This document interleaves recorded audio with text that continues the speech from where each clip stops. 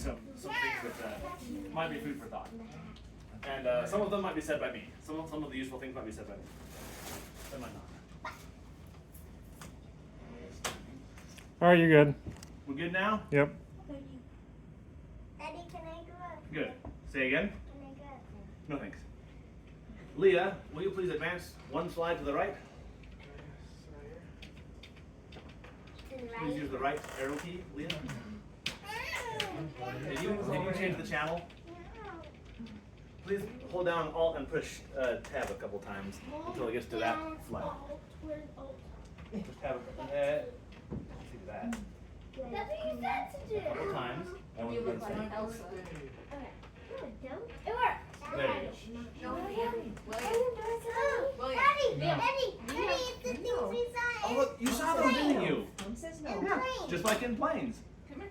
So we'll talk about, I joined during college. We'll talk about officer training in Rhode Island. We lived in Capitol Hill for about almost a year. We went to a school called Brett. We went for an educational opportunity called Brez in Pittsburgh and then Silver Spring for about 3.5 years, most of the time. Next, please, Leah. So I just want to clarify, this is not just a Navy thing. This is a career night. Yes. Ah. Kind of a career night. Kind of more widely applicable. Yeah. That, and I didn't actually serve aboard a ship. Don't. So, don't. You know, I kind of had a job and it was Navy and it was a military position, but don't have a lot of salty sea stories. I remember in high school, I talked to a University of Idaho recruiter who said, you should study chemical engineering as an undergraduate, nuclear as a graduate. Navy plane. Oh, yes. Okay. And I made the valid assumption that most colleges might be like that, made the invalid assumption that it wasn't really worth looking at others. You know, colleges like ISU have nuclear engineering as undergraduate, USU does. There are a bunch that do. I just didn't really think about it. I also remember learning with merit badge that chemical engineers make a lot of money. So I said, well, I'll do that.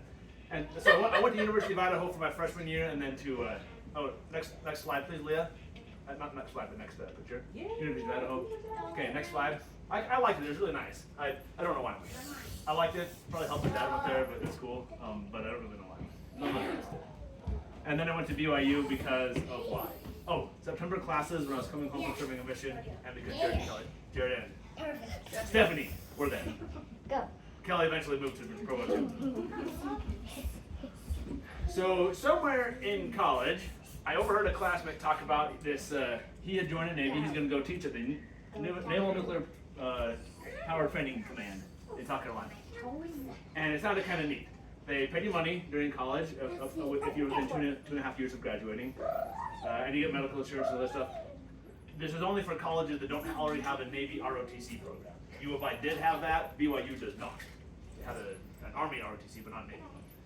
So there's always there's always hoops to jump through. For me, this kind of came up and it sounded like a good idea. They recruit for 4 different career paths. You can teach power school here. You go to naval reactors like me. You go to submarines or the carrier fleet. But to me, it just sounded like fun. So after I talked about it, that might be a good opportunity. Next. So submarines meant you would be aboard a submarine for 6 months and then home for 6 months, and that would be his career. Well, not just till 6 months, but it would alternate. Rotate. So usually yes. you get a sea command for a year or two, and then a shore command. If you're attached to a ship, you're not necessarily deployed the whole time. Right. If it's a carrier, you're deployed more.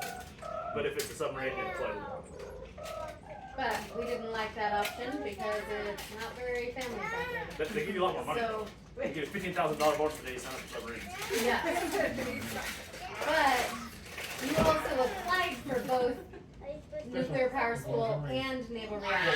No, just nuclear power school first. Yes, that's true. You're right. They weren't in parallel. I did apply to both, but whatever. Hey, Isaac. One to the right, please. That makes And too much two noise. down. Please They put can't that hear away. on the phone. One to the right, Isaac, please, put it Leah. away. Oh, so they sent me on an all expenses paid recruiting trip, I guess, to South Carolina so I could see the power school and the prototype submarines that are there. It was neat. So that to me felt like a good opportunity. Go to the right, please, Leah. So then I got a 2008. I got an internship that was at Naval Reactors. You see, I applied to chemical engineering internships and didn't get it. And I kind of felt like a failure. It goes. You know, or at least I felt like, It might not pan out, but you know, I got into this in the first place thinking I might go into nuclear anyway. I applied to this DOE internship that had a bunch of sites all kind of in one umbrella, and they said, well, you could work at this naval reactors place. It's in Washington D.C. It's nuclear. That's cool. But in the summer. also, Uh-huh. they only give 2 of those internships per year. Those only 2 internships per year. So Nationwide. I felt kind of like. You only applied to 2 chemical engineering internships. Was that all I applied to? Yes. Whatever it was, I felt that. And I definitely did not feel committed to a chemical career. Okay. Let's see. So, one to the right, please, Leah. So, there's the Washington Navy Yard where I work. This is also where I ended up working for my college career for 5 years. To the right, please, Leah. Esther was there for most of the summer with me. We went to the White House on this garden tour day or something. We saw a lot of museums, a lot of stuff. It was nice because we didn't have children. Hannah was gestating. And we could just have like the whole summer to do whatever we wanted. I had to go to work. But, you know, most of the summer to do whatever we wanted. All the evenings, all the weekends. Next, please, Leah. To the right. That's the Navy Yard. One to the right, please. We went to New York City for one weekend. It was fun. We tried to meet Stephanie there, but she was, I think she was working in Nantucket that summer. But anyway, she couldn't. Oh, that's when we saw Wicked. No. So while I was there, I was accepted to teach at that power school. Any from here. And then then they were also saying, hey, well, apply to work here at NR, Naval Reactors. And they accepted me for that too. So that was what happened. That's what joined the Navy. Now, I would like to point out the naval reactors, the power school. Yeah. With the power school, it was a 4-year position. 4-year active duty. And it required odd hours, and you had to like tutor after hours, and Yeah. Like you teach specific Yeah. classes or whatever. You can't take But- vacations during your classes. right. With naval reactors, it was a 5-year position that also included this special training at Brez. Yeah, Naval Reactors was more of like an engineering job. It was less military. Power school is kind of a lot more, kind of a bridge between like real military positions.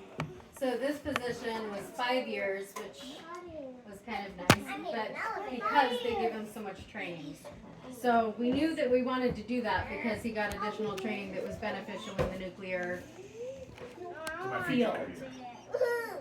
I didn't really want to stay in the Navy forever. If you serve in the armed forces, you can retire after 20 years and just draw retirement for the rest of your life, which is cool. You could go serve senior missions or something. You could go get a second job.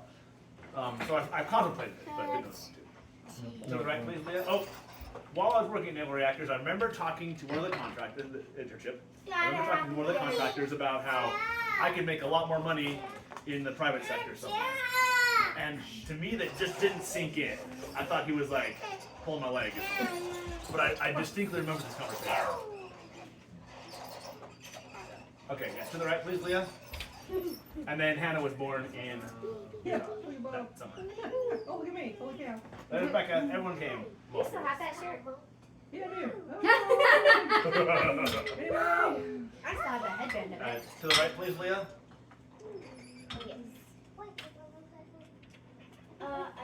Leah, you're not a very good computer operator. Can you push your buttons?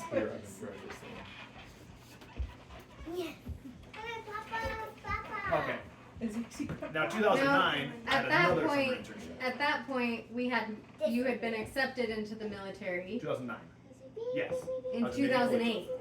Yeah, by the end of the summer. During the summer, I was accepted. When you applied, it took 9 months to get accepted because they had to do that massive background check. I had already applied before the internship started, but during Right. the internship they accepted, and I was already there, so like, okay, I will interview you. But they paid for Hannah's birth. So for 1 year of college, I got paid No, they a paid for military yours. salary of about $1,000 a month, or $1,500 every 2 weeks. So it was $40,000 per year, and they gave us medical care with no co-pays on anything. So Hannah was free. But Esther also had from your teaching job, you had health insurance, which covered at least like some of your visits or something. Maybe it didn't cover the He covered most of it. Whatever it was, it helped The too. Navy covered the rest. Okay, 2009, I needed one research credit. And so this professor said, oh, you should apply to this job at IML. I'm like, oh, that's not so bad to me. So I applied there, so I got this summer internship. I had a useless, I had a lot of useless projects. I had a mentor with like his fingers in everything, and like 5 or 10 interns working for him. So I felt kind of neglected. I didn't do anything like useful all the summer. Worked on a lot of stuff, but it didn't feel useful. Okay, to the right, Jared. That's what our house looked like. Hannah turned 1 living in that house. There you go back. They're Hannah, Julia, and Vanessa. All right. Gable worked there that same summer. He and I shared a cubicle, so it was kind of fun. Saw them a lot. All right. And then we had to go to Salt Lake City to be commissioned. I think, Esther, we talked about there was some stress that summer. I think because most of my college was paid for by like either scholarships or Pell Grants or something. I didn't actually have to go and do anything to pay for my tuition. But then this summer, like my last semester of school, they all cut out or they ran out or whatever. So then I didn't pay my tuition, didn't know how. So I think that's what we had to drive down to Utah for like so. That's not. I thought that's what it was. Isn't that what happened? There was something that was turbulent. Yes, there was question because your full rate scholarship was only for a full semester because it was only 1 credit. They were like, well, that doesn't cover it because it's 1 credit. There's something that's not helpful, but anyway. So we didn't realize that there was an issue until it was like most of the way through the semester, and they were like, we don't know if you're going to graduate because you have this issue. That was kind of a big deal. Like the Navy would have been real happy. Yeah, they were not happy, so we had to drive down to Provo and work it out and then go home. This is what the quarters look like. It's Officer Training Command Newport. I went Officer Development School for 5 years, 5 weeks, 5 weeks. Newport, Rhode Island. There's an officer candidate school in the same Navy base. The officer candidates are not commissioned yet, but they're going to go and command ships and yell at people and whatever. That's most of the officers. The doctors, the lawyers, the engineers, the nurses. We went to officer development school. You're already commissioned, and you just go for a few weeks. It's a little bit. They yell at you a little bit, but not very much. But you have to do exercises and stuff. It's not like going to real boot camp. Let's see. To the right, please. Oh, during that time, Esther got together for an aunt and We have that. we still have. That's what you're doing at the time. I wear that shirt now. I feel like Esther had to pack up and move out of our house in Idaho Falls, all on her own. I wasn't allowed to use my cell phone at the time. Military. And there's a lot of paperwork, a bunch of dumb stuff. And this is not with her. To the right. Okay, so here's our officer group. One of those guys is me. We did a lot of exercise together, and otherwise sat in classes and stuff. You're a fire. Learned how to fight. We had to fight fires for like 1 day. What? As though to understand the level of effort that goes into it for shipboard firefighting. Obviously, I'm not a very good candidate for fighting a fire on a ship, but at least I learned a little bit what goes into it. This is what the classes were like. We sat at a table and discussed stuff. It was cool. There was a day that Esther sent me some brownies or cookies in the mail, and they got intercepted by someone in the upper management. Like, oh, there's not enough for everybody, so I'm going to take them all. So as I told Esther, so she sent me a They package. said if not everybody could have them, then he could not, because that would be Really? giving him a privilege that would be unequal. In our class, we were all Because we all that's how- succeeded, failed as a That's group. how it is. Wow. If- Anybody did anything wrong, the whole group was punished. Oh my Like, God. we were a unit, and it was really unifying. It was really bonding. I liked it. Oh, I'm glad you liked I it. know you haven't many friends. But So Esther and Mom got together, baked a whole bunch of brownies, Gosh. and they sent me a box with individual zippy bags, for like 1 through 70 or 80 or something. So that way everyone could have a brownie. It's kind of cool. And they let him have it then. This is a graduation ceremony. I'm the one carrying the Marines flag. This dude next to me was like walking next to a horse. His legs were like so long. It was crazy. Next one. And then Hannah and Esther came for the graduation ceremony. So it's nice. In Newport, there are a bunch of historic mansions, like, in the 1800s, people like to move to Newport, I guess, to see the ocean or something. So we saw a couple of those. Hannah looks like the great mass detective in that picture. She kind of does. So that was that was officer development school. I was known for being a return missionary. People thought that was really cool. We talked about it sometimes. And speaking a few languages. I was also known. I was really good at avoiding eye contact, which you were supposed to do sometimes, but not at other times. But I'm already good at avoiding eye contact. I think for normal people, they're just pushing you out of your comfort zone by saying like, don't make eye contact. I was already good at doing that.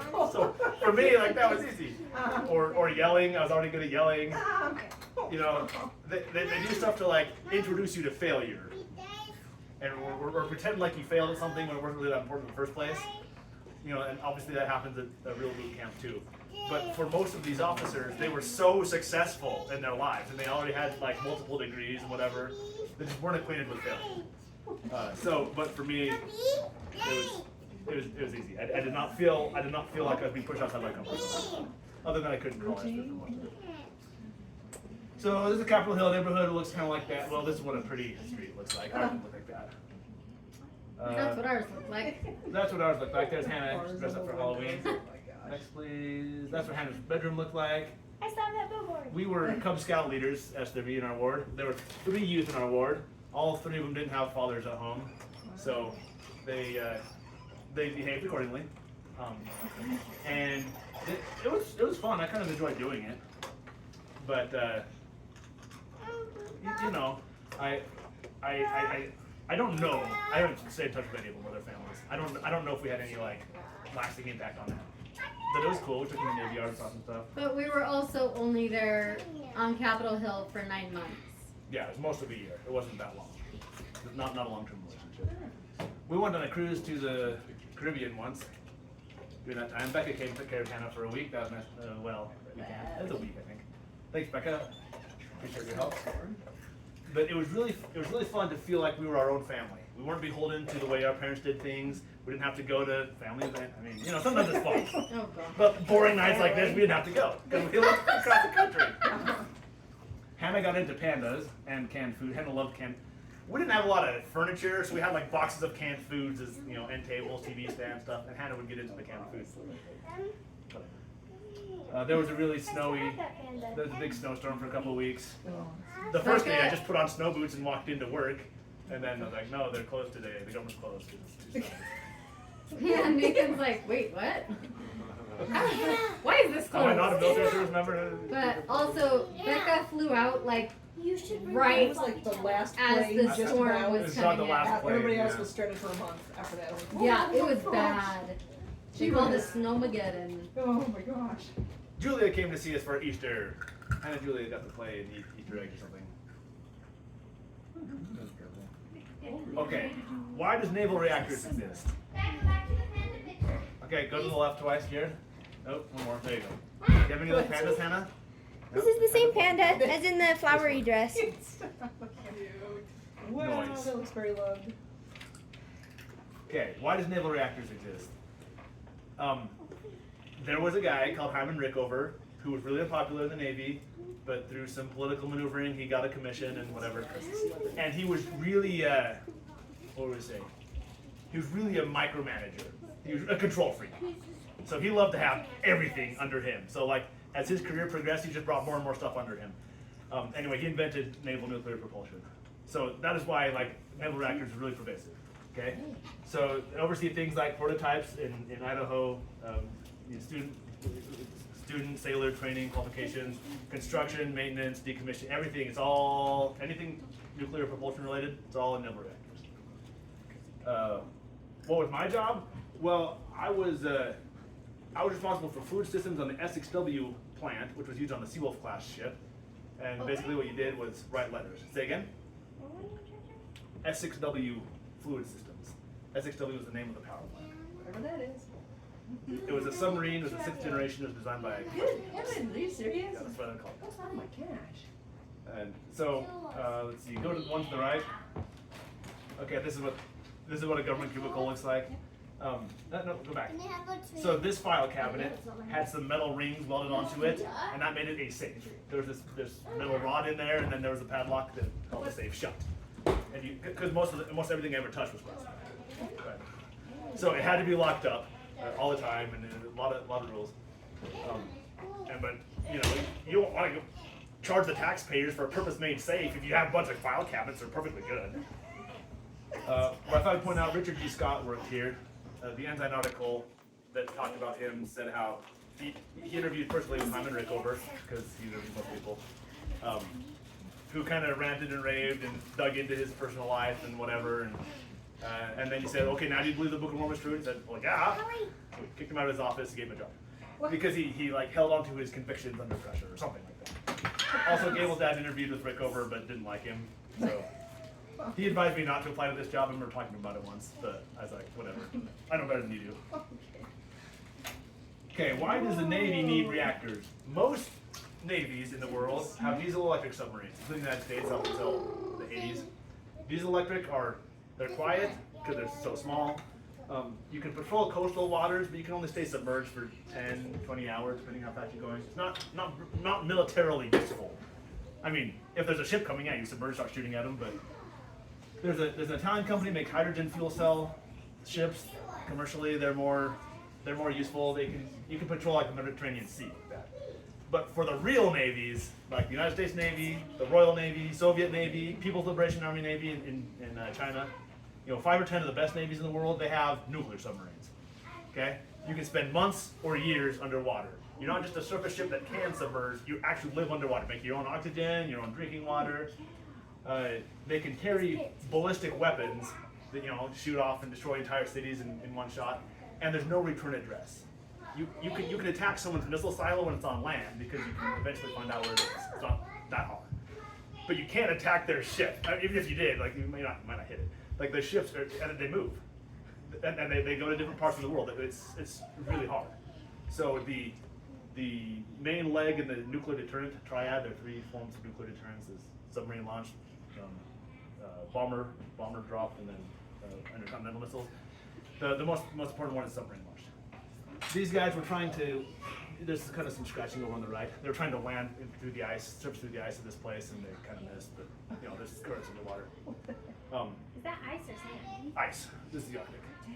Obviously, a diesel electric ship, you could not go into the Arctic. There's nowhere to surface and get air unless there's already a crack. If you're a nuclear ship, if you're built right, you could just pound against the ice for a while until you break your own hole. Okay. Don't they next ever one. run out of oxygen? No, they make their own. Good. You can do that. Okay, for an aircraft carrier, only the United States needs a nuclear. Well, only the United States has nuclear ones. Other navies say they need it, but they can't invest in it. They don't care enough. See, on like a British Royal Navy, they have one runway, and it kind of goes straight on the ship. There's a little ski jump at the end. You can launch or recover 1 plane at a time. In the United States Navy, you can launch 4 planes at a time or recover 1. Because we want to do all that stuff. Okay? In the United States, we want to keep the fight on that side of the world. And we can do that. Other navies, it might not even be a priority. Like if you're China, you have so many regional neighbors that hate you. Like there's no way to push the fight away from you. So there's not really a need to project your power. The nuclear reactors save space for sure. So you have more like aircraft fuel and whatever. But it's cost competitive. Petroleum or nuclear powered aircraft carriers and the size of the ship. It's cost competitive. The nuclear, you build it with 25 years worth of fuel, refuel it once, and by then the whole ship is obsolete, so it's thrown away. Anyway, so it's a lot more cost certainty with nuclear. Next, please, Jared. Seawolf class. They couldn't decide how to name them. One was named after Seawolf, kind of ship, kind of fish, and then one was named after state, one was named after president. They couldn't decide. There were supposed to be a bunch of them, but they got kind of expensive. My work specifically touched on reverse osmosis desalination, and also we had a new generation of microprocessor instrumentation control equipment. So we're kind of making upgrades to the existing fleet. The ships or the shipyards would call in with problems, had to work on, drop everything and work on that. But the things that I touched that are on the internet, they're like free for people to know, that kind of stuff. Next one. The last of the Seawolf class ships has what they call a multi-mission platform in the middle. The reactor goes in here, the engine room is all this whole thing in the back. The multi-mission platform has a bunch of toys for who knows what. Okay? They can launch little robot submarines, they can pick stuff up off the ocean floor, they can look at it, they can do a bunch of stuff. And there's only one ship in the fleet that can do that. So they get lots of attention anytime they pull into port. They get all the best officers, they get all the best equipment. They're a cool ship to support because their problems are not just my problems. Like everybody shares that problem and helps. Next, so that was one of the 3 ships. Well, that was the day they built USS George W. Bush, a new carrier. So Esther and I got the chance. We got dropped off Hannah with Mark and Lance. Next, please. There are a bunch of stuff. Yeah. Well, there's me sitting in the captain's seat. You could tour the whole ship, and they had bounce houses and. This is they have 4 of these elevators that take airplanes from the hangar bay up to the runway. They have 4 of them, and anyway, they also use it for getting on and getting off. There was a 2-week period I got sent to Kesselring site in New York. It's kind of like INL. They test reactors there. They use it for training, but it's a lot more secretive and it's small. Next picture. So there's this ball that's meant to contain an explosion that had one of the test reactors in it. They don't use it. They don't need it anymore, but it's still a facility, so they keep using it. There's something dangerous in there? You know. So I was there for 2 weeks. While I was there, the Hyatts came and visited us, and I think I didn't see them at all. And then next one, Jared. Then the Man Marines came. I think as I was coming back from this work trip, and we all went down to the Navy Yard and saw stuff. Becca was there. Grandma and Grandpa were there. It was a fun time. So they saw us, got to see some of our other stuff. We played the farming game. I remember playing the farming game and having caramel popcorn. Thanks, Isaac. Okay, then I went to the Bedish Reactor Engineering School at Pittsburgh, which is not really a school, it's part of an atomic power lab. They invent stuff, but they have to teach people. It's part of their thing. So here's downtown Pittsburgh, like the Three Rivers Stadium that's now Heinz Stadium, Heinz Field, something like that. That's downtown. We lived over here on the suburb, and we lived really close to it. What did we do? This was for 6 months or over Christmas. You got kind of a graduate level education. You got credits for it at certain universities if you wanted to redeem them. At the same time, Jared and Kelly lived in Morgantown, so we got to see them. Go to the next one, Jared. Oh, that's my group. There was me. There was another guy also called Nathan, him, and there was a female named Holly, a human being, but anyway, she was there, and she was named Holly, so I couldn't go by my middle name. So he went by Nate most of the time. It was still confusing. We saw Julia a lot, and that was fun. We had a few officers that were in my unit, and we had a bunch of ward members that were there on for college reasons or whatever. So we all kind of felt isolated, and we needed friends. So we got together. And who's the other baby? Oh, somebody that was in I our don't know that ward. baby. This is Hannah. The rest of us are just eating. The adults are eating donuts off of the string. It was a Halloween party. I remember having a wild Halloween party, then having a way wilder Christmas party, and then a way wilder What? New Year's Eve party. That's how I remember it. But, Oh you my know. heavens. I don't know what you call And Hannah really got to wear dresses made by Grandma. I still have that dress. So then they sent me for 3 weeks. My family moved to Maryland. And we'll see that in a minute. I went for 3 weeks to Puget Sound. So the shipyard is over here. It's across the bay from Seattle, but it's kind of far from the actual ocean. Anyway, let's see. Lived in a hotel for 3 weeks. It was cool. I mean, hotel breakfast got right after one day. And we got to see the Bangor Trident base.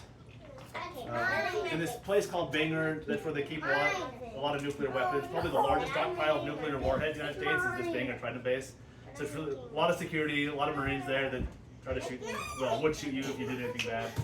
So here's a picture of the shipyard. This is the hotel. You can see the shipyard is kind of behind you. That's the shipyard.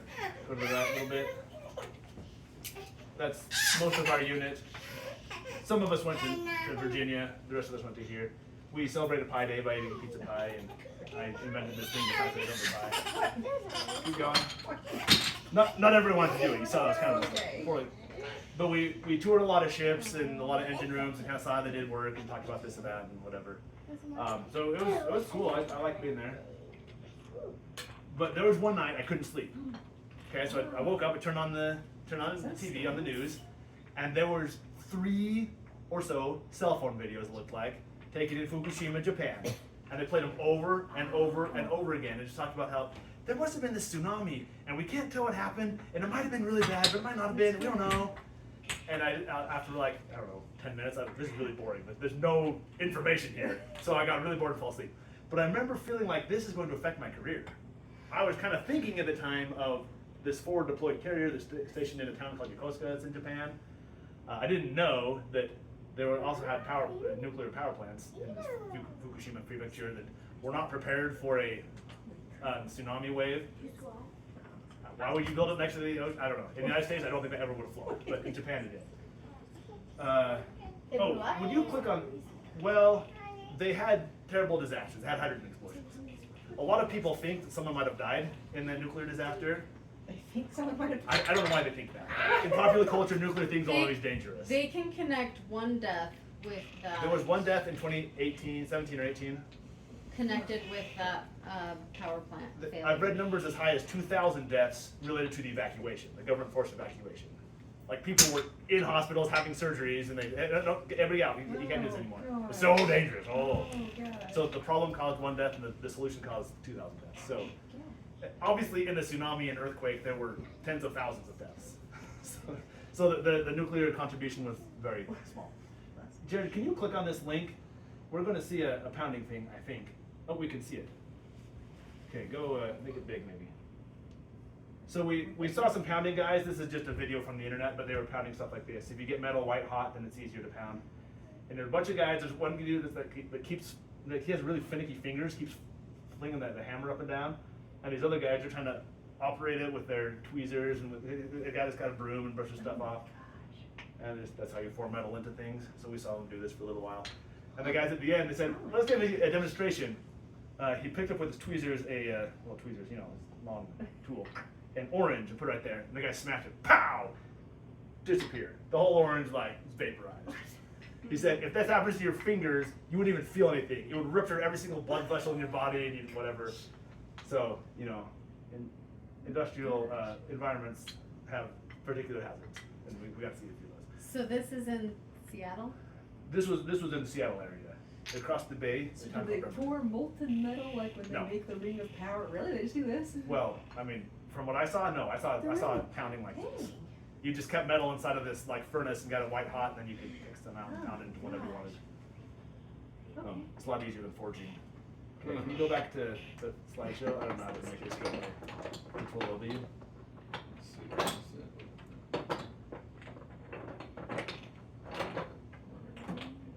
See, the guy keeps moving it even when it's not there. So Full screen on this puppy. I don't know. Oh, that's full screen. After that, there was 1 week at INL. There's a naval reactors facility at the site, the Navy stuff. We saw ATR, which is where I work now. We also saw EBR-1, which is kind of over here-ish, the first nuclear power plant. Next picture. At the Navy facility, they have a lot of train tracks with train cars full of old fuel, because there's nowhere that the government is allowed to put the old Navy fuel, so they just keep it in Idaho temporarily. It all stays above ground so that it can be moved if you need to. There's a big old long canal building with water in there where you can like reach with, you know, fish hook tools and like manipulate stuff. They have saws that go down there to cut up this metallic fuel. No. You did not. Normal people don't We get saw to go the here. advanced test reactor. But it is kind of a similar setup. There's a long canal, a bunch of people standing on the side. Here's Vanessa. Saw Vanessa over there. Keep going. So Seattle was 3 weeks, Idaho was 1 week, so it was a month total that he was gone. And you lived in Silver Spring the whole time, right, Maryland? Kind of, yeah. I feel like it was not straightforward. What was I supposed to do with my family during this time? Because you weren't really Yeah. invited to go with me. So, right. So we packed up the house and moved to Maryland, and I lived in Maryland and got settled Now, while you were doing this. This time in Idaho, I think I slept most or all of the nights at Mom and Dad's house. The hotel they had us at was the Hampton Inn on Channing Way. I don't know why they chose that. It was stupid. It's not even on the west side of Wait, town. you slept at your parents'? I remember sleeping the night there and then just going over to the hotel to meet everybody, had breakfast together, I don't know. We went to EBR-1. Everyone should go there at least sometime if you grew up around here. This is a recreation of the first 4 light bulbs lit by nuclear power. Has anyone been there? I've been there. My children have. Like every year. There was once during college I heard about this EBR-1 place. Oh, that sounds kind of cool. And I'm like, wait, I grew up right next to that. How did I never hear about this before? So I kind of felt like I It's the should know. first This is a nuclear aircraft nuclear engine. power that This lit. thing is too big to fly, but it was kind of proving the design. And after I don't know how long. It took about 15 years and a few $1 billion, maybe 10 or 15 $billion. They never really proved it definitely would or would not work, and eventually figured out the Russians did not have a nuclear powered airplane, so we didn't do anything there. So went away. But they have those there. We'll be leave soon. Jules and I have a meeting at 7. A meeting at 7. Bishop meeting. Okay. Well, this is where we live there, next to a park, which is pretty close to the temple, and our church was next door to it in Maryland, and one down there in Washington D.C. Go to the next one, Jared. That's what our house looks like on the outside, but not particularly the nice one. Our ward grouped with another ward in the stake, a Spanish-speaking ward, to form one scout troop, and I was a assistant scout leader for most of the time we were there. We took a hike in Washington D.C. Did a lot of camping. It was fun. I liked it. Next thing. There were a lot of bike trails in that area. It was really cool. So I enjoyed taking my girls on bike trails. Oh, thanks, Hannah. You forgot I was Leah still has the carrot too, doesn't she? Oh no, you don't have that carrot anymore. Leah was born at the President's Hospital, the Bethesda National Naval Medical Center. Got turned into the Walter Reed National Military Medical Center, Bethesda. Anyway, it's a long thing, but this whole thing is a hospital.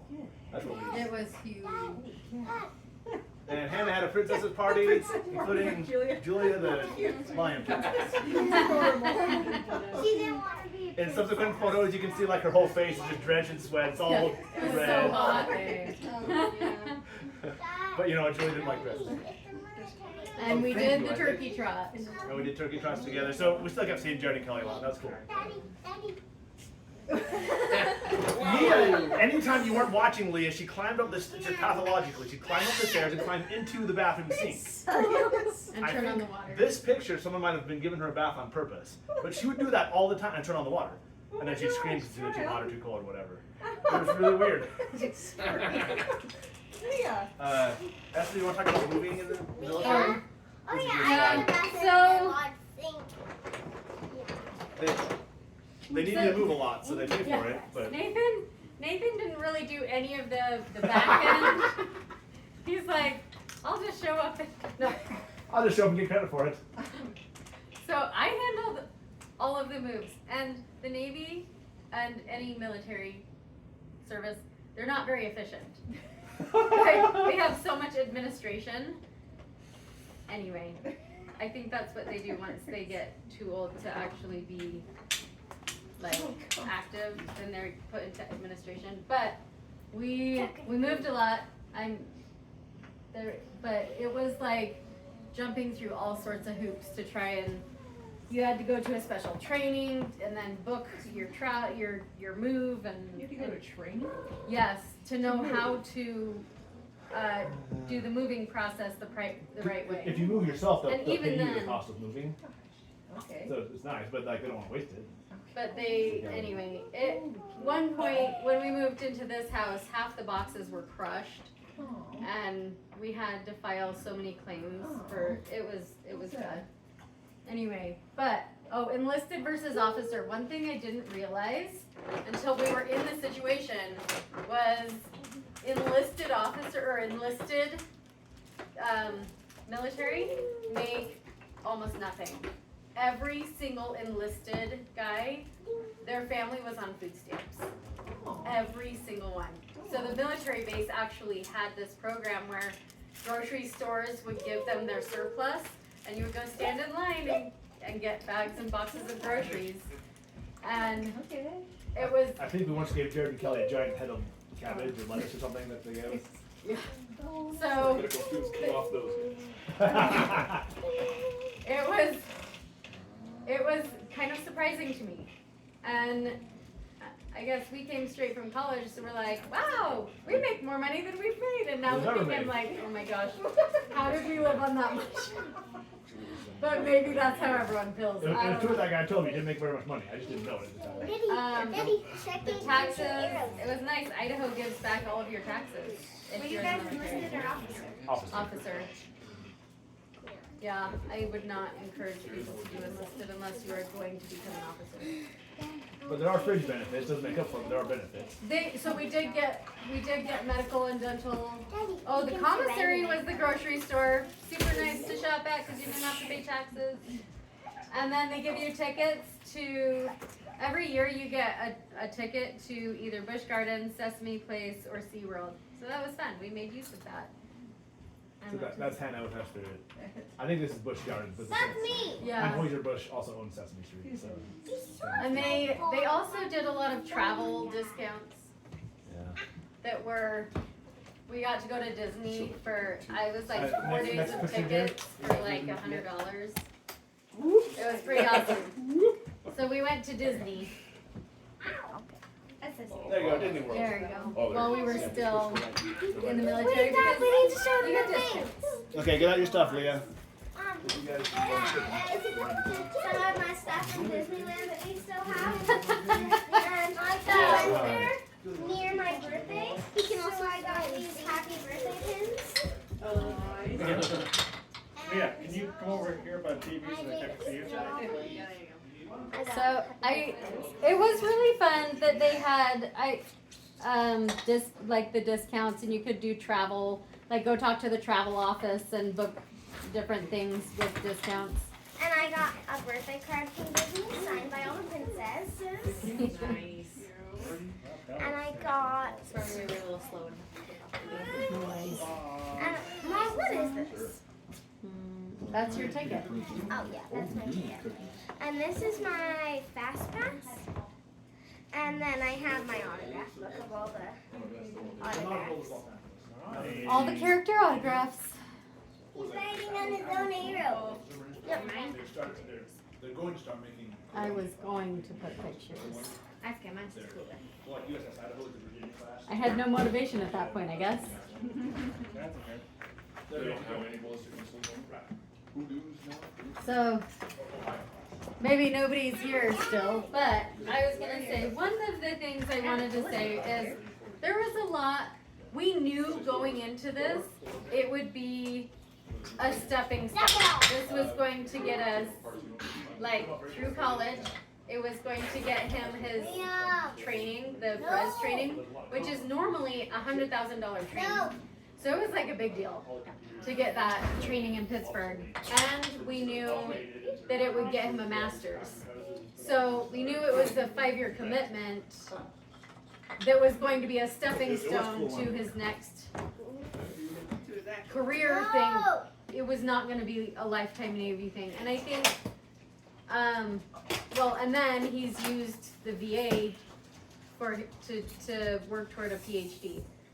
So I do think, even though you get paid more in the private sector, what we were looking for was a way to get a career. But also, he graduated in 2008 when there weren't really jobs available.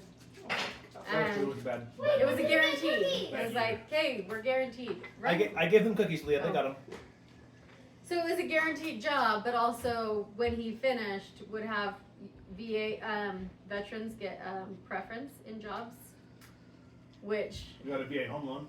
we got a VA home loan, which meant that we didn't have to get what is that? Down payment. No down payment, but also you didn't have to carry mortgage insurance. Oh yeah, there's that too. Wow. Yeah. So I do feel like there were some really, really hard things about being in the military. You make it sound like the Make it sound easy. the ODS was like so easy, but there were a lot of times you were like, oh man, that was like abuse. There were. I just mean like, yeah, you're right. But there was also like You didn't brush that off. his officer or his boss at his work he was pretty mean and demeaning. Yeah, he had served under Rickover for too long. He didn't know that human beings are like supposed to be nice to him. Or something. So it was a hard. There's a book called How to Win Friends and Influence People. He never read that. So it was hard, but we knew, okay, we just gotta get through this 5 years. Yeah. As like, okay, we got a free national parks See pass. National Parks pass. That's a military. So we knew it wasn't going to be forever. I do think I'm grateful that we had that experience because I feel like we learned a lot of valuable lessons, and Nathan was able to get where he needed to be with his career to get a job, which is great. Been great. I like having a job. So I'm glad we did it, but I'm also glad that we moved on from it. And I think there's just a lot of positive things that it brought us, and I mean, you were grateful that we could do a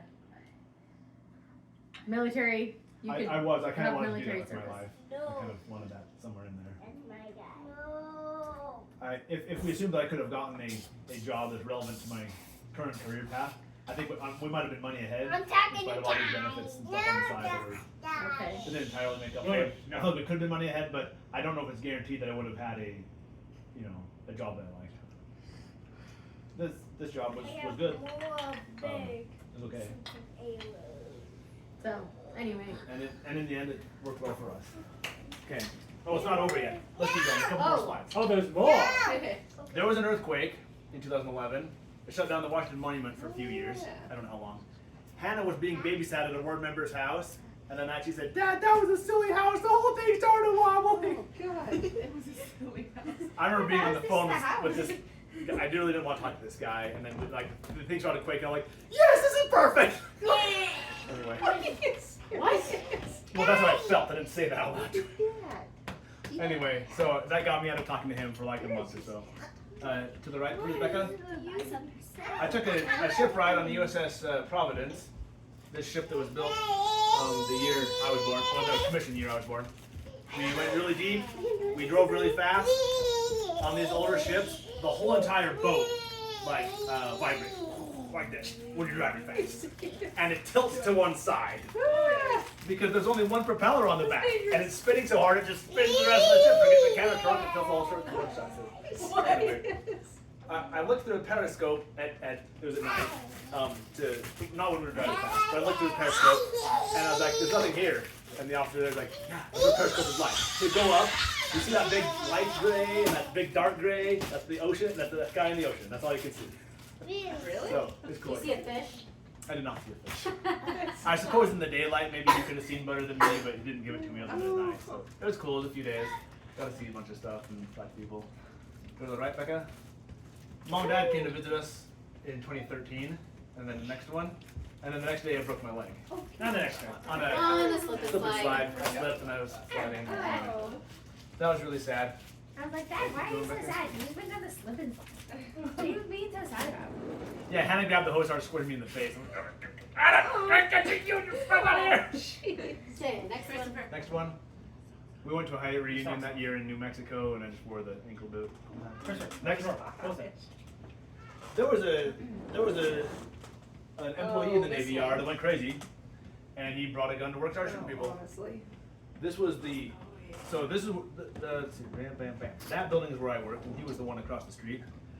So I got to work this day. I went outside to go and buy a snack at the convenience store because I ate a lot of snacks in the evening. And the security guards at the building were like, "You shouldn't go outside. There's a security situation." I'm like, "Oh yeah, someone lost my document out and whatever." But then after a few, I don't know, an hour or two, someone in my office was like, "That security situation is on CNN.com." And someone reported like there was this picture of the Navy Yard Metro Rail station. Like someone must have shot that guy and then blown his way into the Navy Yard. Must be a whole bunch of people, and it was very poorly understood at first. There's only one guy anyway. He killed a few people. Somewhere between the police, the FBI, the NCIS. There were 4 people that died by the shooter. 4 people, And then and the killed shooter himself. got killed. Okay. I thought he killed himself, didn't he? He was shot by the people coming in. Yeah. So at my current place of work, we have trainings about like active shooter scenarios, and I'm like, well, I might be. But also, I found out about it and I couldn't call you. Yeah. Did you call Did you us call? and say everything's okay, by the way? You We're couldn't like, call- what? Oh, did I tell you that? It seems like my desk phone worked, but obviously my cell phone. You can't bring cell phones in here. It took a while before I was able to get a hold of you, but then you also couldn't come home until the situation was taken care of. Yeah, you guys you were couldn't on leave the building. lockdown. Yeah. You couldn't leave the building, so you didn't get home till like 11 o'clock that night. So I got some very important work done that day because people were like captive audience. They couldn't go anywhere. Like, well, just sign this thing then. Like I already did what you told me to do. So I remember working on a valve design for the. Why do you wear those glasses? That's the glasses they gave me. As I was leaving the Navy, they gave me an eye exam, and I remember the tech was like, I don't know what state you're from, but you should not have a driver's license. So she gave me 3 pairs of free, of course it's free eyeglasses because it was the Navy. But yeah, I graduated Penn State.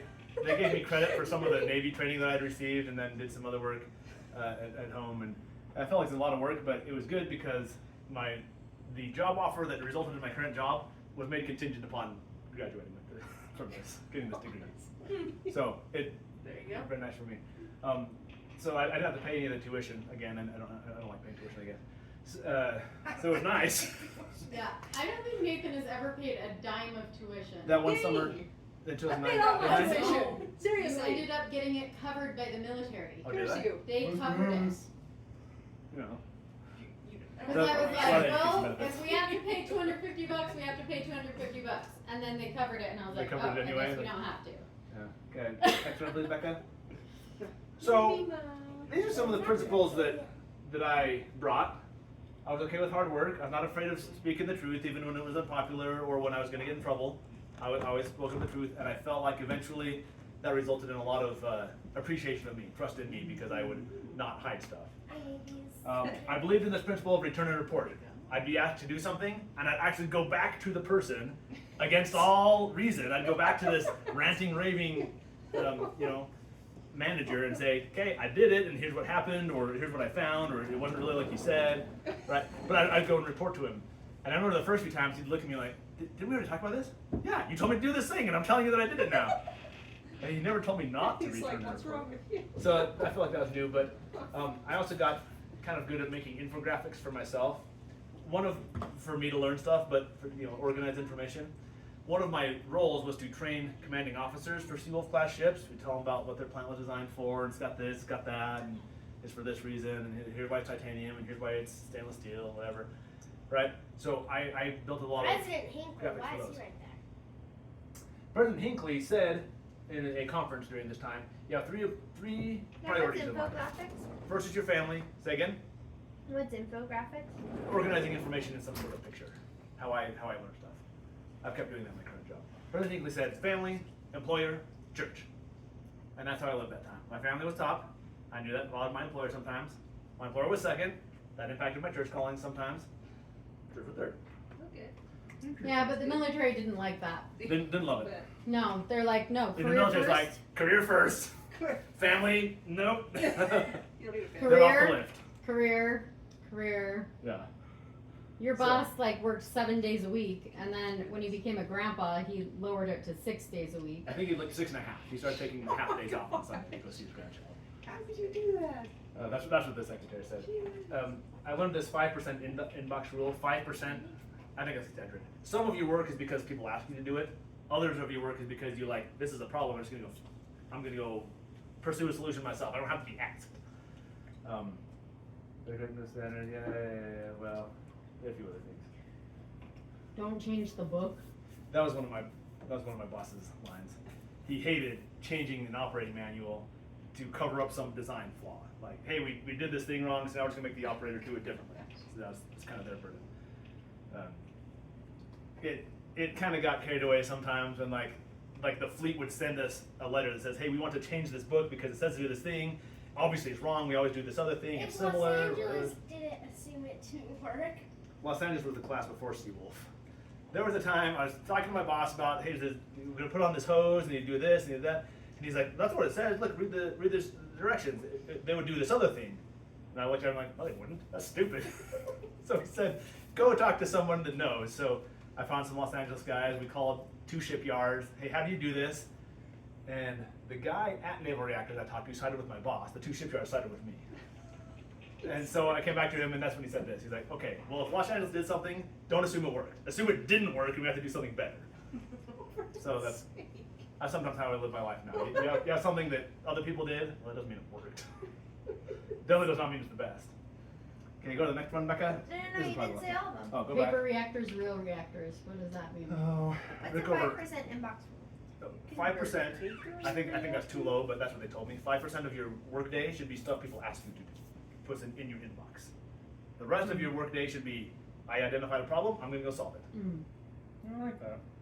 I feel like How do you 5% do is kind of that? low for your inbox. Everybody's always asking you to do stuff. You gotta do it. Yeah, He can. but if you just increase your work week to 7 days, then you can do more stuff. Yeah, heck that. Now go back. What was Go the back. next one? Paper reactor and real reactor. Failure to correct equals new standard. That's what they say in the military. If you anybody who fails to correct a deviation from the standard has set a new standard. Oh, honestly. And I believe that with my children. If I let them do something that I don't really like, I've now made that kind of new standard. That's the acceptable thing. Okay. Anything else? What is a Hannah? paper reactor, real reactor? On paper, a machine always works. It's always on budget. It's always on schedule. And you always have the right pieces, the right support. In real life, you get to choose 2 out of 3 things. It can be on time, on budget, or it can actually work. You do not get all 3. You get to choose 2 at most. In real life, building a house, like stuff breaks, tools are missing, In general. things fail. But when you're in college, everything's on paper. It always works. Like you don't have to worry about this is something going to break. We got to be able to fix it. In real life, nothing ever works. Okay, is that good enough, Becca? Hannah? Sounds I put Grandma on there because she taught me some. like reality. Uncle says Navy. Say again. Uncle she says Navy. Thank you. She said Navy, Mom. Wasn't that nice of her? Next one, please, Becca. I've never seen this sweater before, but she was wearing. I guess nobody's over that. Oh, Becca is. Thank you. So, do you want to serve in the military someday? Well, we had Grandpa Hollyman wearing and Grandpa Bates. As we had Grandpa served in the Air Force. There are a lot of good reasons. Is it for money? Don't do it. Get a different job. Good job, paid good. You want to be a tough guy? Join the Marines. Though, tough guy Marines.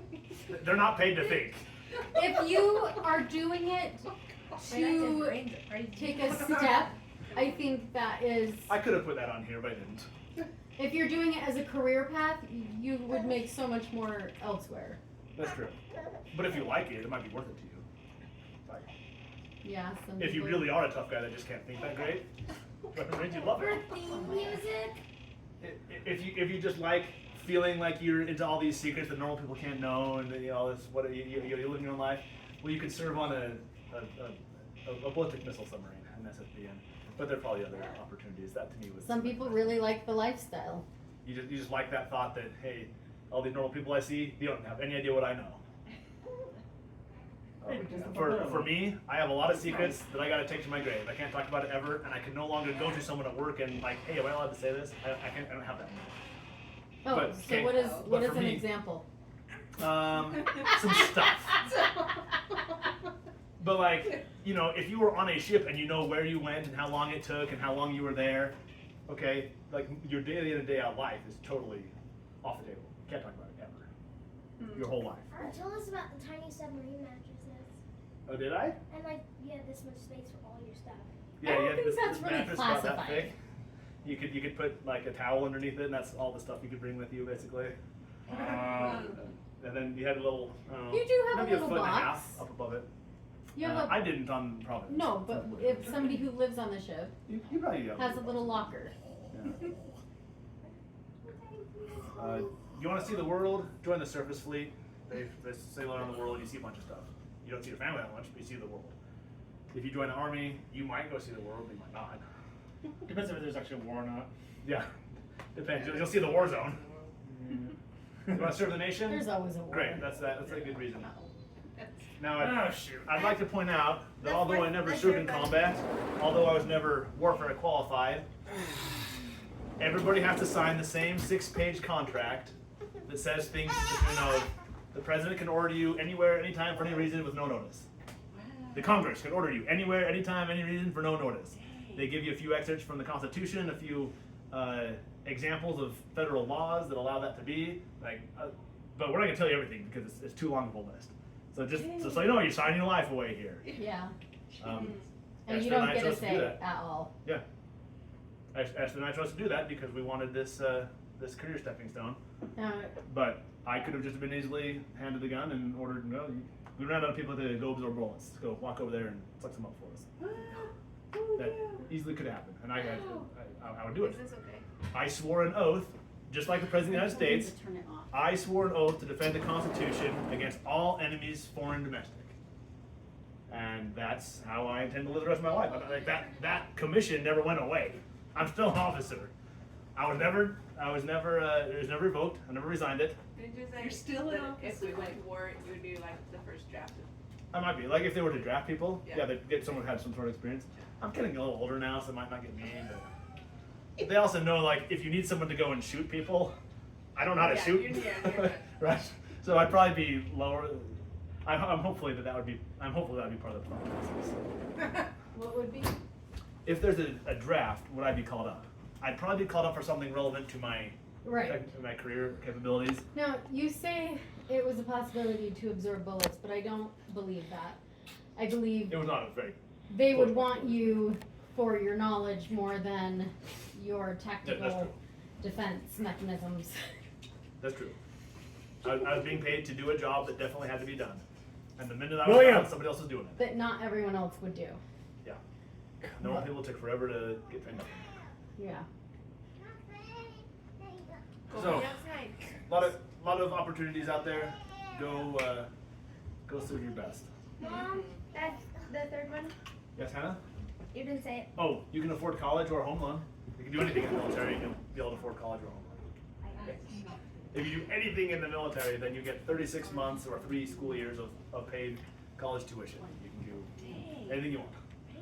And if you jump through some hoops, then all of your offspring gets that too. They also get paid a housing allowance. You can live at college and like it's a very expensive federal law, the Post 9/11 GI. But at the time we were feeling patriotic, we decided, hey, just send trillions of dollars into this. It could go away What about the somewhere. Marines? Say again? Other Marines, you know, are crazy. So, at the Bainbridge Trident base, where they have all these nuclear warheads, you know, they load them onto ships. You have to kind of walk down this thing to get in, and then turn around this steep corner, and then there was a guard shack, and then you can go past. Okay, you get to the guard shack, and there's these 3 Marines there. 2 of them hold up the M16 to your head. Okay, it's like this far away, it's really close. And the guy in the middle, he has this little script. Do you know what is contraband? You're supposed to say either yes or no. And then he asks, do you have any contraband? You're supposed to say yes or no. If you say yes, you probably get shot. If you say no, then they let you in. Okay? After I got through there, I heard the guy behind me, do you know what is contraband? Oh yeah, that's like guns and knives and stuff. Do you know what is contraband? Because you didn't say the yes or the no. The Marines did not know what else to do. Do you know what is contraband? Yeah, that's like, you know, explosives and things you're not supposed to bring and whatever. Do you know what is contraband? And finally someone behind him put, it's a yes or no question. Oh, yes. Okay, now I know what to do. And that, to me, that's just how Marines are. You're not supposed to think, I never think at all. So it's supposed to follow instructions and scare people. And no, that's about the other Marine. And not run away, huh? Mom, is that water? The Marine at work? One of the Marines being That might have been. Marines tend to be kind of crazy. But once you find out someone is a Marine, then like, oh, everything about you makes so much more sense now. I get it why you've never grown your hair longer than like 1/16 of an inch. Are come in the you house, lying? please? Did you get him wet? He's probably trying to make it. Yeah, you Did might. you turn on the hose when he was holding it? You gonna drink it? Yep. Was it yummy? Sounds like a yes. I think that's the end. Becky. Can you go to the right and see if there's anything else Yeah, on that's there? it, so. That's it. That's it? Towel man? So that's it. Well, That was the Navy. Oh, then that's what And I'm hopeful we can have more of these to talk about other, I don't know, life experiences. Careers. That sounds exciting. I'd like to hear about It was cool.